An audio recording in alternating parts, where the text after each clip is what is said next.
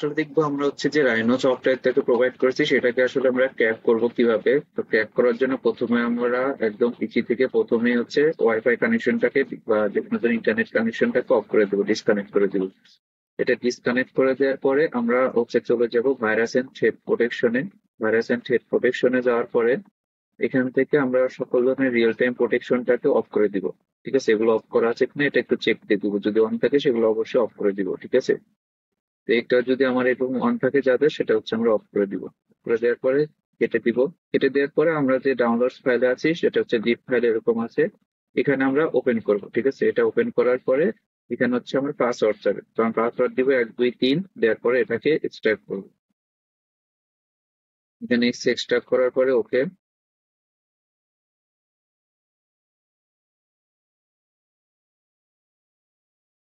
ওকে, আমার হচ্ছে file extract হয়ে গেছে। এবার আমি হচ্ছে আবার সেই ফোল্ডারে চলে যাব। ফোল্ডারে যাওয়ার পরে এখানে যে একটা ফোল্ডার ওপেন হয়েছে, যেখানে হচ্ছে রাইনোসেরাস নামে একটা ওপেন হয়েছে। এখানে আবার ফাইল আসছে, এখানে একটি এসি ফাইল আছে যেটা আমি ইনস্টল করব। রাইট ক্লিক করে রান এজ অ্যাডমিনিস্ট্রেটর দিব, ইয়েস দিয়ে দিব। পরে এটাকে আমরা ইনস্টল করব।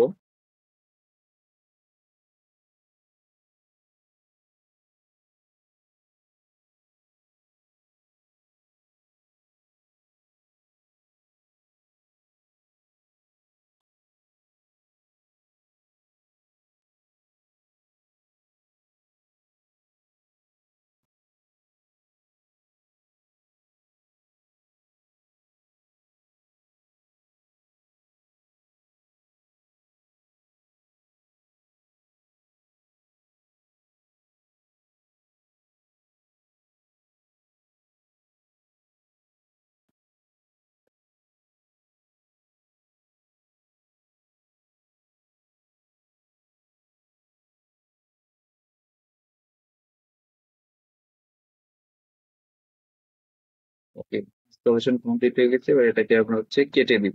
ঠিক আছে, কেটে দেওয়ার পরে আমরা হচ্ছে এখানে একটা রিডমি টেক্সট ফাইল আছে। ঠিক আছে, এই টেক্সট ফাইলটাকে ওপেন করব। যেখানে হচ্ছে হচ্ছে বলে দেওয়া আছে দেন আসলে আমার হচ্ছে কি কি করতে হবে। ঠিক আছে, এখানে দেখা আছে দেখুন অ্যাড এইটা, দেন আমার হোস্ট ফাইলে এই জিনিসটাকে হচ্ছে আমার অ্যাড করতে হবে। দেন আমি অ্যাপ বা অ্যাক্টিভেটর করলে আমার হচ্ছে একটা অ্যাপ হয়ে যাবে। তো আমরা এই জিনিসটাকে কপি পেস্ট করে দিব। ঠিক আছে, এখান থেকে এই জিনিসটাকে এটুকু হচ্ছে আমরা কন্ট্রোল সি দিয়ে কপি করব। কপি করে দেওয়ার পরে আমরা হচ্ছে হোস্ট ফাইলে চলে যাব।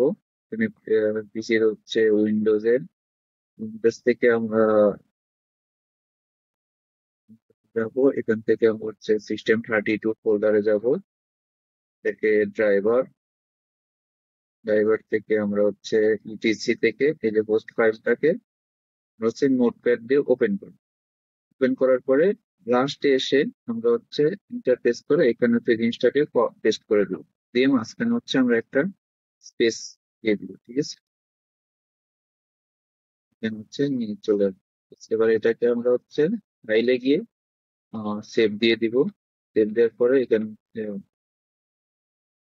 দিয়ে দিব ইয়েস,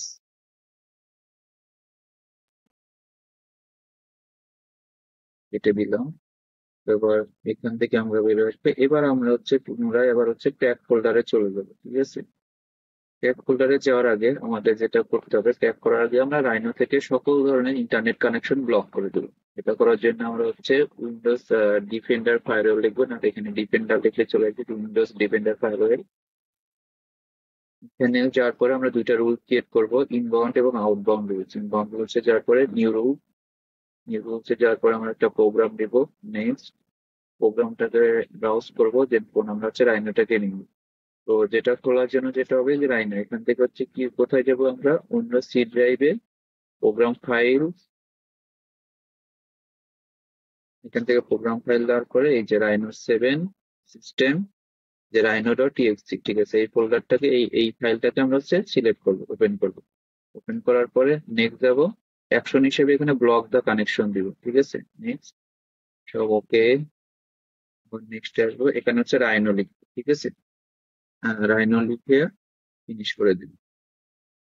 সেম আর একটা রুল কাউন্ট করবো, সেটা হচ্ছে আউটবাউন্ড রুলস এর ক্ষেত্রে আবার নিউ রুলস কাউন্ট ক্রিয়েট করবো। প্রোগ্রাম ব্রাউজ, সেম ভাবে আমরা ওই রাইনো exe ফাইলটাকে ওপেন করব।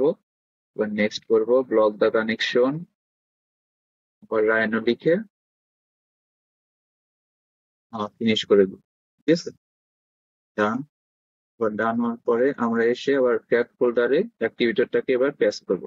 এটাকে আবার হচ্ছে আমরা রান অ্যাজ অ্যাডমিনিস্ট্রেটর দিয়ে ওপেন করবো।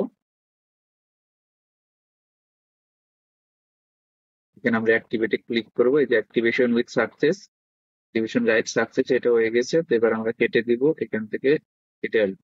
তো এবার হচ্ছে আমরা রাইনো সফটওয়্যারটাকে ওপেন করবো। ঠিক আছে,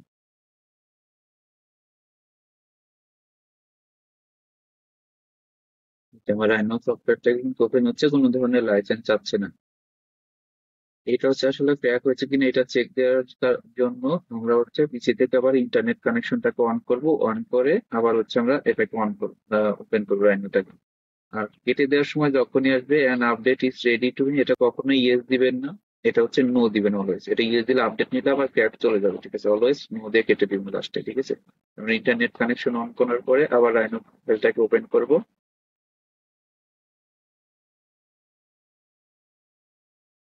এই যে আমাদের কিন্তু রাইনো ওপেন হয়ে গেছে, এবং ইন্টারনেট অন করার পরেও কিন্তু রাইনো আর কোনো ধরনের লাইসেন্স চাচ্ছে না। তার মানে আমাদের রাইনোটাকে সাকসেসফুলি ক্র্যাক হয়ে গেছে। ঠিক আছে, থ্যাংক ইউ। সবাই এভাবে একটু ট্রাই করেন নিজের নিজের সফটওয়্যার গুলোকে সেট আপ করে ফেলার জন্য। ধন্যবাদ।